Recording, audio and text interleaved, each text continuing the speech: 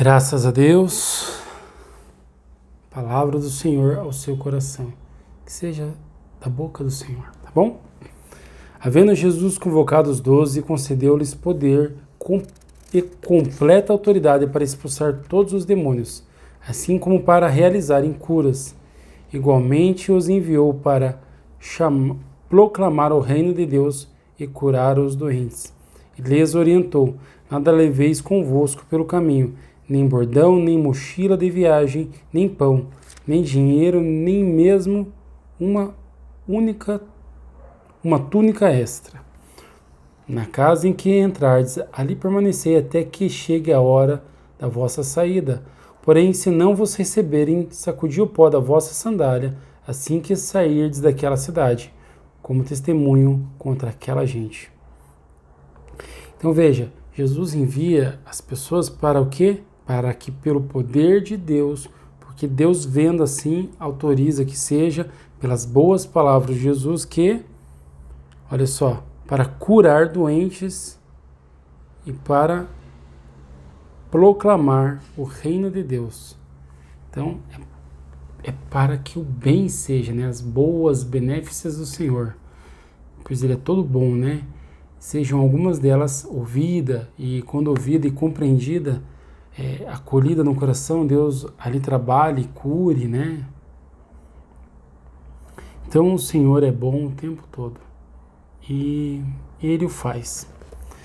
Assim partiram os 12 e percorreram todos os povoados, pregando o evangelho e realizando curas por toda parte. Pregando o evangelho e realizando curas, mas quem cura e há de curar é Deus, pela palavra do Senhor. Então eles falavam, mas Deus fazia, entende? Porque quando eles falavam, falando a verdade em Cristo Jesus, da palavra dele, falando do nome dele, Deus, pelo nome do Senhor Jesus, fazia e operava. Então, onde a palavra pura e verdadeira ressoa, ou é dito a verdade, ali sim Deus está agindo, entende? Porque é da vontade de Deus que a verdade seja manifesta, aqueles que Deus se revelar. O tetrarca Herodes ouviu comentários sobre os que estavam correndo e ficou assustado, pois algumas pessoas divulgavam que João havia ressuscitado dos mortos. Outros alegavam que Elias tinha ressurgido e outros ainda falavam que um dos profetas do passado havia voltado à vida. Mas Jesus é o espírito dos profetas. Herodes, entretanto, afirmava: eu mandei decapitar a João. Quem é este, pois, a respeito do qual tenho ouvido tais coisas? E se empenhava para conhecê-lo. Entre mentes, ao regressarem, os apóstolos relataram a Jesus tudo quanto tinha realizado. Então eles os levou consigo e retiraram-se para uma cidade chamada Betsaida. Contudo, as multidões ficaram sabendo e o seguiram. Ele as acolheu e as ensinava-lhes acerca do reino de Deus e atendia a todos que tinham necessidade de qualquer cura. Ao cair da tarde, os 12 se aproximaram de Jesus e lhe sugeriram: despede a multidão para que possam ir aos campos vizinhos e aos povoados e encontrem alimentos e pousada, pois aqui estamos em lugar desabitado. No entanto, ele lhes ordenou: dai-vos algo com que possam se alimentar. Mas eles replicaram: não temos nada além de 5 pães e 2 peixes, a não ser que compremos comida para todo esse povo. Pois estavam ali reunidos cerca de 5.000 homens. Ele então ordenou aos seus discípulos: fazei-os sentar em grupos de 50 pessoas. E assim procederam os discípulos e todos se assentaram. Então, tomando os 5 pães e os 2 peixes, Erguendo o olhar em direção ao céu, deu graças e os partiu. Em seguida, entregou-os aos seus discípulos para que os servissem para toda a multidão. Jesus disse: um pão eu tenho, fazer a vontade daquele que me enviou. Ele também disse: quem de mim se alimenta, por mim viverá. Você viu para quantas pessoas foi dado pão? Então são muitos os salvos, são muita gente que é salva. Deus salva bastante gente, bastante pessoas. Não estou dizendo que ele está salvando o globo, que está salvando, mas muita pessoa salva. Muitos são salvos, muitos são agraciados. Olha quantas pessoas ali estavam atrás dele e ele os alimentou com o pão da vida. E o pão é esse que ele disse, né? O pão, a carne dele, né? Que é dado para aqueles que comam e possam viver eternamente. Mas ele, quando falava, era dentro do tabernáculo quem estava falando, o Espírito de Jesus, o Espírito de Deus, entende?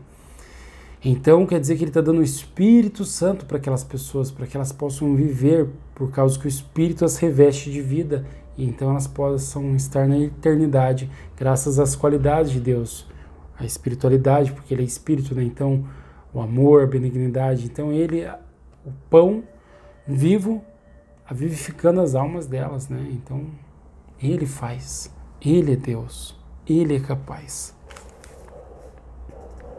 E aconteceu que todas as pessoas se alimentaram até ficarem plenamente satisfeitas, e os discípulos recolheram 12 cestos repletos de pedaços que haviam sobrado. 12 discípulos, 12 cestos. Então, os discípulos ficam com mais luz ainda, entende? Porque fica com o cesto, um cestão para cada discípulo. Quer dizer que eles têm mais parte, né, no pão, no conhecimento. Por isso, luz. Por isso, o pão. Eles têm mais parte no se alimentar de Cristo. Eles são os primeiros a ser educados, ensinados, guiados, exortados, até mesmo com mais dureza às vezes, e com mais amor e empenho, para que assim, igual uma água, né? Uma gota de água que cai e passa adiante, aquelas ondas, né? Quando uma gota de água cai numa bacia. Então assim, há um passe adiante daí. Então a força mais intensa vai no discípulo, né? E daí ele vai passando. Mas é o Senhor que está fazendo em todos, com a sabedoria se expandindo.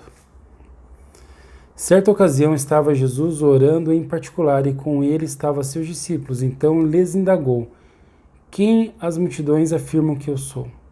Ao que eles replicaram: alguns comentam que és João Batista, outro Elias, e ainda outros afirmam que és um dos profetas do passado que ressuscitou. Mas vós, disse ele, inquiriu Jesus: quem dizeis que eu sou? Então Pedro tomou a palavra e declarou: és o Cristo de Deus. Ungido de Deus, né? Então Jesus os preveniu veementemente e ordenou que a ninguém revelasse esse fato.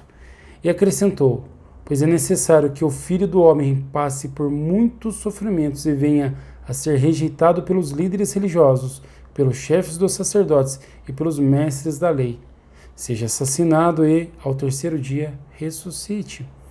E Jesus proclamava às multidões: se alguém deseja seguir-me, negue a si mesmo, tome a sua cruz dia após dia e caminhe após mim. Pois quem quiser salvar a sua vida, a perderá. Mas quem perder a sua vida por minha causa, este a salvará. Quando ele disse este a salvará, quer dizer, Jesus, ele falava, ó, este a salvará.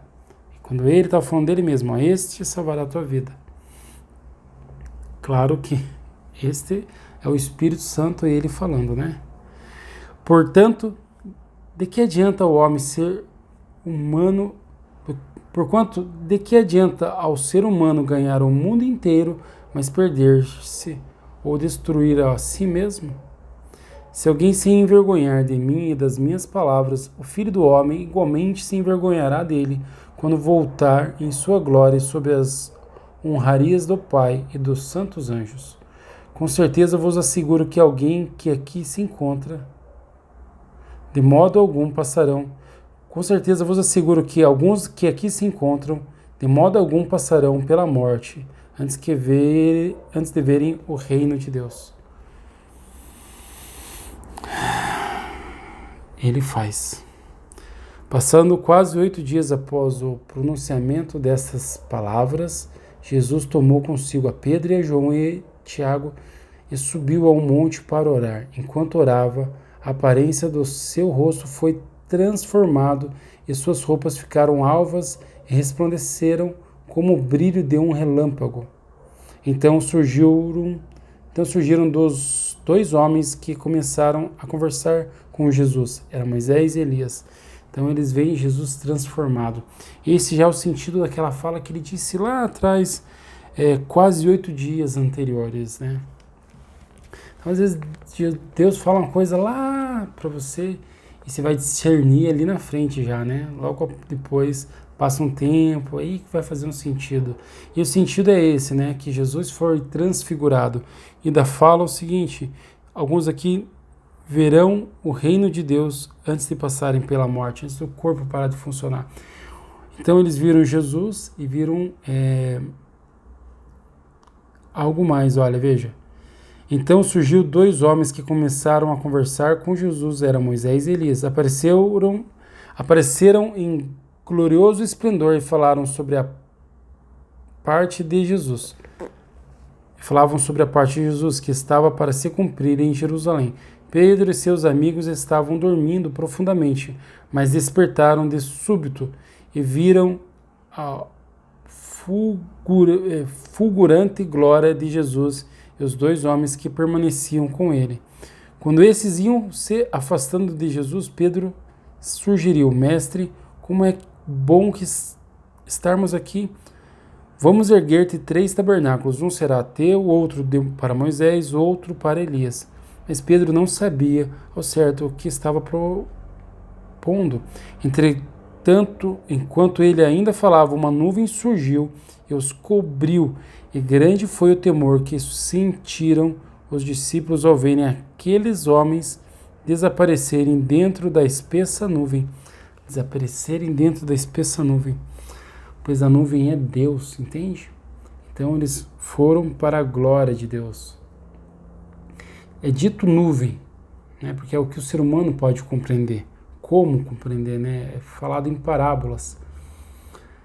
Mas é a glória de Deus. Então aquilo que eles viram foi uma glória, assim, que os cercou, como nuvem, né? A mente de Deus. Então, num instante, se abriu a mente de Deus, que é o próprio reino de Deus. E o reino de Deus é estar dentro de Deus, é estar dentro do Criador. E o Criador é glória, é poder. Poder sem fim. Então, dela, um poder, amor, qualidades impressionantes. Infinitas qualidades, sem fim, amor eterno. Então dela propagou-se uma voz afirmando: Este é o meu filho, o escolhido, a ele dai toda atenção. Jesus de Nazaré. Passando o som daquela voz, Jesus ficou só. Os discípulos então guardaram o que viram e ouviram somente para si. Durante aquele tempo não compartilharam com ninguém o que acontecera. No dia seguinte, assim que desceram do monte, uma grande multidão veio ao encontro de Jesus. De repente, um homem surgiu do meio da multidão, clamando em alta voz: Mestre, suplico-te que socorras meu filho, o meu único filho. Um espírito se apodera dele, e no mesmo instante faz o menino berrar, joga-o no chão, provocando-lhe convulsões até espumar pela boca. Jamais o deixa por muito tempo,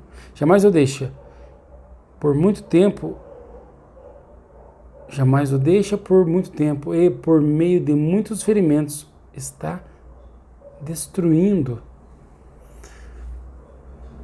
Roguei aos teus discípulos que expulsassem o espírito maligno, mas eles não conseguiram. Então declarou Jesus: Ó geração sem fé e perversa, até quando estarei convosco e sofrerei com vossa incredulidade? Trazei-me o teu filho. Enquanto o menino caminhava em sua direção, o demônio o lançou por terra em convulsão. Porém Jesus repreendeu o espírito imundo, curou o menino e o entregou de volta a seu pai.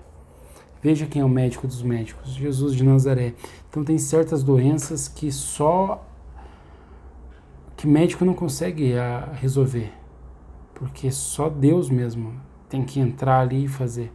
E se quando consegue resolver foi também porque Deus permitiu que resolvesse. Então esse é o médico que se deve recorrer, Jesus de Nazaré, pois ele é capaz. Diante disso, todos ficaram pasmos perante o poder majestoso de Deus. Todavia, se a pessoa recorre a Jesus de Nazaré, porque o próprio Jesus a puxa, a chama, se apresenta a ela. E enquanto todas as pessoas estavam maravilhadas com seus feitos, todos os prodígios, com todos os seus feitos e todos os prodígios, ele comunicou a seus discípulos. Então vamos lá de novo. E enquanto todas as pessoas estavam maravilhadas com seus feitos, todos os prodígios, ele comunicou aos seus discípulos. Dai toda a vossa atenção às palavras que vos passo a revelar. O Filho do Homem está prestes a ser entregue nas mãos dos homens.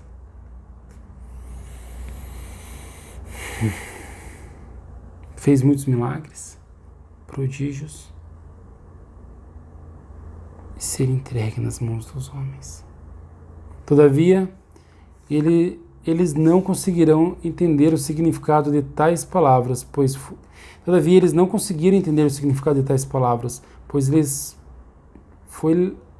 foi-lhes vedado esse entendimento, a fim de que não as compreendessem, e tinham receio de pedir mais explicações a Jesus a esse respeito. Emergiu entre os discípulos uma discussão sobre quem dentre eles seria o maior. Mas Jesus, reconhecendo seus anseios mais íntimos, tomou uma criança e colocou-a em pé ao seu lado. Então afirmou: quem recebe esta criança em meu nome, recebe a minha própria pessoa, e quem me recebe, está recebendo aquele que me enviou. Portanto, aquele que entre vós for o menor,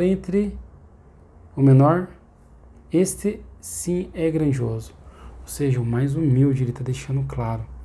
Quanto mais humilde, maior do Espírito, da presença de Deus se tem.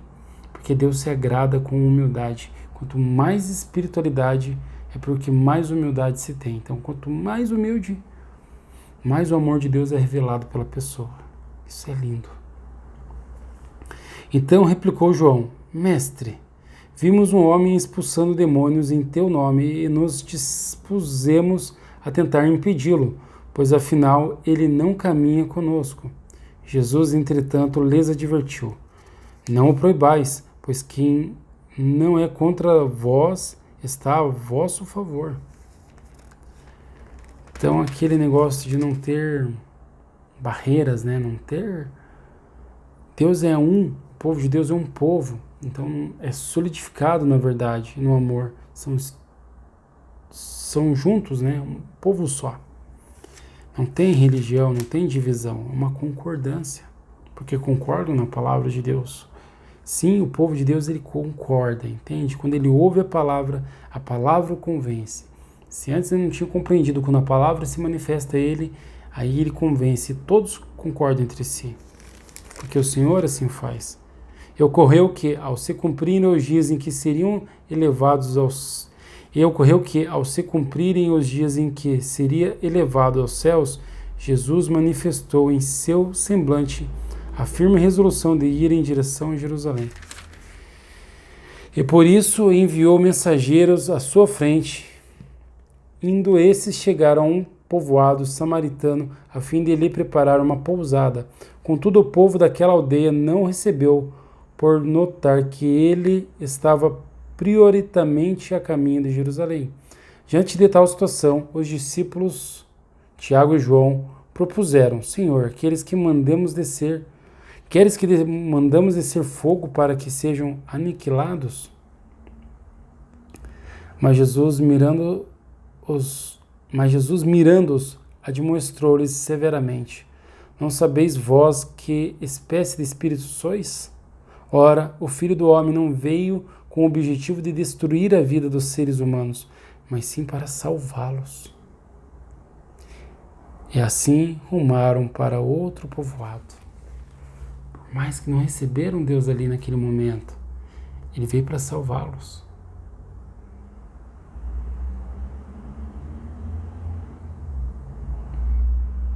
Então, se alguém não recebe a palavra, não dá atenção, não ouve a palavra de Deus em algum momento, não quer dizer que ele não vai ouvir lá na frente. Porque Jesus veio para salvar. E tem um caminho, tem uma transformação. Então, isso é lindo, é maravilhoso, né? Não ter alguém por condenado agora. Alguém que será destruído agora. Porque lá na frente Deus pode mudar a vida dele, a causa dele, a sorte dele. Porque Jesus veio para dar vida. Então Jesus falou aquilo severamente porque Jesus ama as pessoas. Veio para salvar. Quando estavam andando pelo caminho, uma pessoa declarou a Jesus: eu te seguirei por onde quer que andares. Mas Jesus lhe replicou: as raposas têm suas tocas e as aves do céu têm seus ninhos, mas o Filho do Homem não tem onde repousar a cabeça.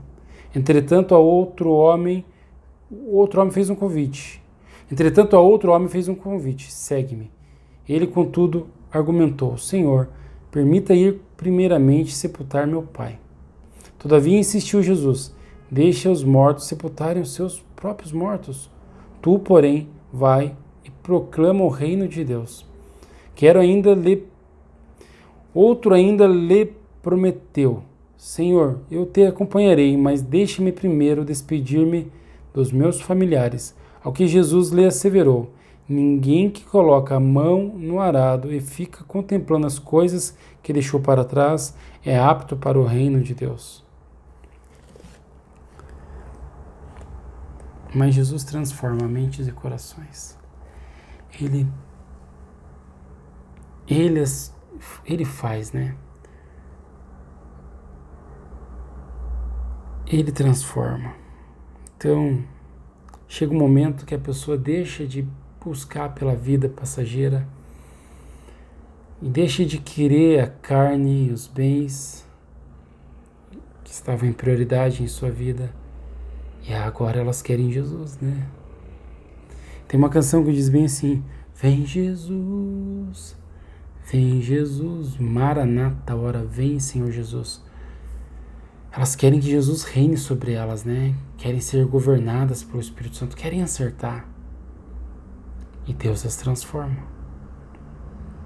Então elas começam a dar valor mais no amor de Deus, na sabedoria do alto, em Jesus de Nazaré. E elas têm sede e fome de Jesus. É uma caminhada, né? Que a prioridade é Deus. Assim, na vida delas, e também Deus agindo na vida delas para outras pessoas, né? Elas dando testemunho da verdade, mas a verdade manifestando-se a si mesma, trabalhando, agindo, fazendo, né? E nesse serviço, falou sobre o arado, terras são preparadas, são semeadas, porque Deus o faz. Que assim seja em sua vida, que Ele te reconstrua, que Ele coloque a tua mente bem preparada e forte, sadia, nutrida, que a verdade cresça e persevere sobre ti. Pai, que assim seja, Senhor. Pelo nome do Senhor Jesus. Amém.